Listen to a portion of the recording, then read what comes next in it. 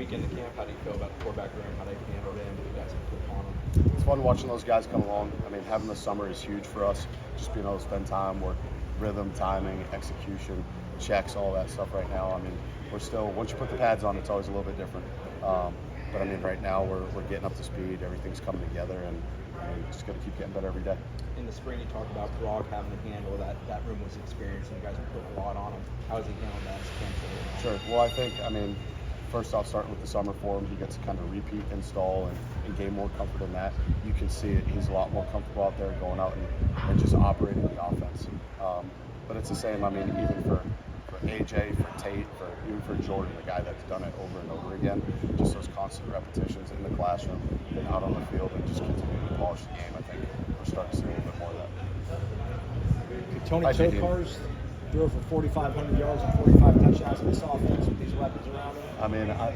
I got a couple of throws left in this arm, but I don't know. I know Coach Norvell's going to put me in a position to be successful, but I am a playmaker, and it's a system built for playmakers, though, so we're good. Keon, Johnny, Jaheim, Trey can also catch a ball off the backfield. How dynamic is this offense? How's it look right now? The weapons that we have. All the guys on the perimeter. Obviously, that running backs room. We got weapons. So ultimately, for our guys, the quarterbacks, we're just going to make these great decisions on the football, and regardless of where it's going, whether it's in the backfield or to the tight ends, to the receivers, we got guys that can do stuff with the ball in their hands, so we just got to trust that too. You mentioned the improved weapons, but also the improved offensive line is key to everything, right? Absolutely. Having the improvements that we've made up front, and then just the guys that are back and everything. The understanding of the system, just the rhythm of how we call plays, the expectation, and then the situational piece of it too. Just as we have a more veteran group, we've been able to learn and grow through those things, and then bring some of the new guys along. I got a question. Jaheim. How do you feel about doing training progress this camp? I'll have to evaluate that later, but appreciate that. Mr. Bell. Thank you. Scott. What next steps, though, could Jordan have taken after last year that you guys wanted to do? How far along has it come on that checklist for you? Sure. I think with Jordan, he's a super competitive guy that wants to be the best version of himself. So just continue to keep that foot on the gas, and coming out here and executing at a high level on a consistent basis. And that's not just making throws. That's getting us into the right looks, getting us into the right play. It's really the whole room in general. We talked a little bit this offseason about making the next best decision. Not every play call is going to be the perfect play call. Ultimately, you have the ball in your hands. You got to make the next best decision. Sometimes that's a throwaway. Sometimes that's throwing it at the back's feet. Just the ability to play the next play. You guys said earlier, we got playmakers all over the field, so we just got to trust that and give ourselves a chance to play another snap. AJ Duffy, what kind of progression have you seen second year in college? What kind of progression have you seen from him? Yeah, these last two practices I think are two of the better practices that AJ has had. Yesterday was probably his best. Just continue to come along, apply the meeting room to the field. He's a guy that as he continues to get the reps under his belt, just like a lot of the other guys, he's going to continue to come along. So pleased with that progression right now. When he told Jordan that after the 2022 spring, he was capable of winning the Heisman. He was capable of doing that. When did you think he could be that way? I think Jordan, to answer your question in short, pretty quick after, that 2021 season, you saw more of Jordan Travis, the person and not the player yet. So you saw the competitive drive that he has, the toughness that he has, those elite qualities, those elite characteristics that don't show up on a stat sheet or in a box score, and then the progressions that he made physically the following year. He's the total package when it comes down to it. Super proud of Jordan, just his journey and the way that he's worked. Getting into the 2-minute drills today, what did you see from the quarterbacks that could be worked on or that you'd like? Just overall understanding of really the situation. Time is your friend. When to throw the ball away, when too much time is coming off the clock, risk versus reward, and that's everything. We're starting to get into a little bit more situational football, and it goes back to what I said earlier. We got to make the next best decision.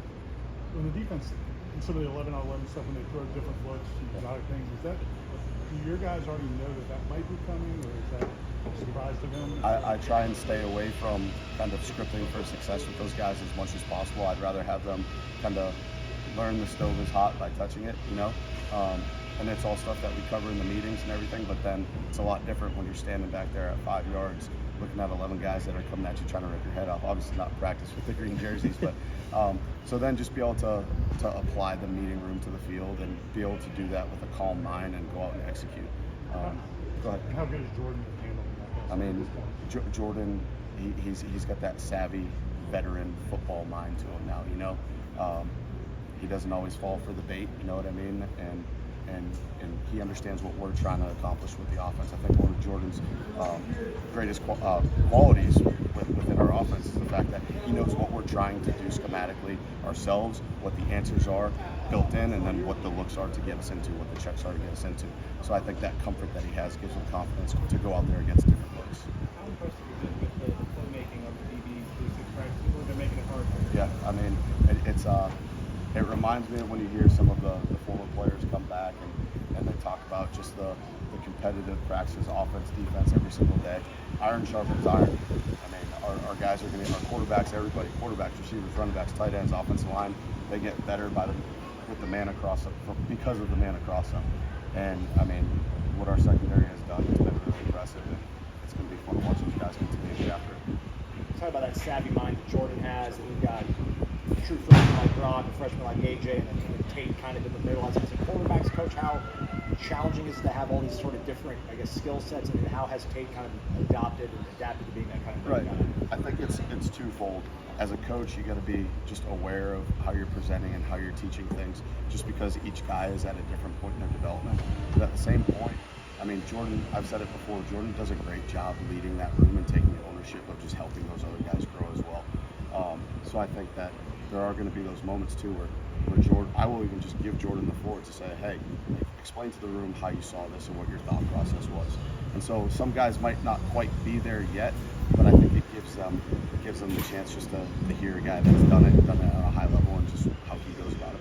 There's been moments where there's been mixed communication with some of the newcomers, between Jordan and like Keon and Jaheim, and he's gone over and talked to the players. And after, how much you encourage that to watch the younger players to watch that to make sure they're doing that when there's something like that happens. I think it's awesome. I think it teaches guys how to take, quarterbacks specifically, just how to take ownership of the offense and whatever the outcome is, whether it's a good or bad play, whatever that is. I mean, you're taking ownership. It falls on our shoulders ultimately.